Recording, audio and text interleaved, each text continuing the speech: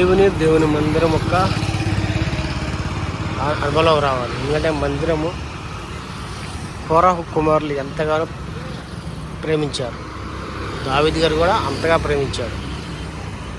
మందిరము ఆదివారం వస్తుందంటే ఆదివారం ఆరాధనకి శనివారం సిద్ధపడి ఉండేది.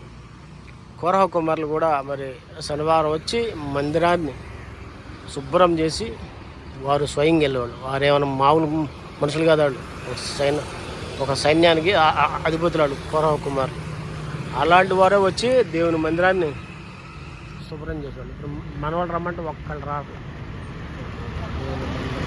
అనుభవం